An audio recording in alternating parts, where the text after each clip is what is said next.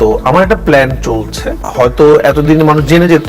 এবার শাকিব খান এবং জিতকে নিয়ে প্যান ইন্ডিয়ান সিনেমার পরিকল্পনা করছেন বর্তমান সময়ের আলোচিত নির্মাতা রায়হান রাফি।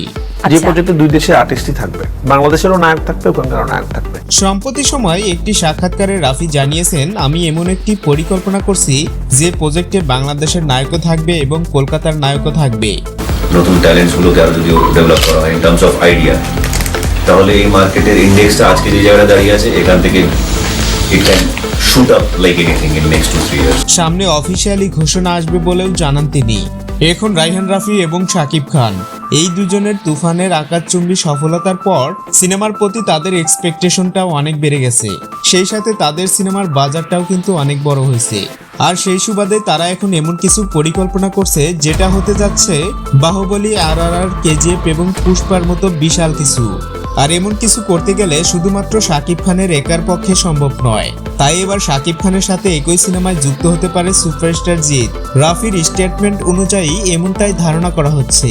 টলিউড সুপারস্টার জিৎ এবং ঢালিউড সুপারস্টার শাকিব খান, এই দুই তারকার দুই বাংলায় জনপ্রিয়তা যে কতটা স্ট্রং সেটা আর নতুন করে বলার কিছু নাই। এখন তাদের যদি একই সিনেমায় রাখা হয় তাহলে সেই সিনেমা যে কতটা ব্লাস্ট করতে পারে সেটা আর বলতে হবে না। বর্তমানে সিনেমা অঙ্গনের মানুষদের কাছে একটাই প্রশ্ন, শাকিব খানের তুফান 2 কবে আসবে? এ নিয়ে তুফানের নির্মাতা রাফি জানিয়েছেন, তুফান 2 নিয়ে আমাদের বিশাল পরিকল্পনা চলছে। বিশাল বড় স্কেলে ছবিটি নির্মাণের পরিকল্পনা আছে। 3 থেকে 4টি দেশে ছবিটি শুটিং করা হবে। ছবিটি 2025 অথবা 2026 সালে কোনো ঈদে আসবে।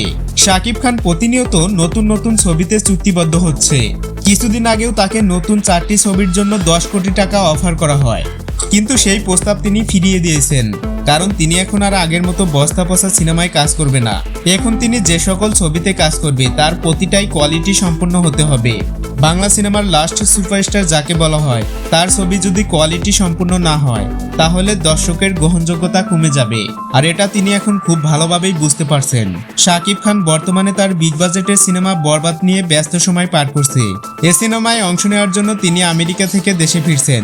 ছবিটি আগামী রোজার ঈদকে কেন্দ্র করে নির্মাণ হবে এবং এ সিনেমায় দুর্ধর্ষ অ্যাকশন নিয়ে হাজির হবেন শাকিব খান।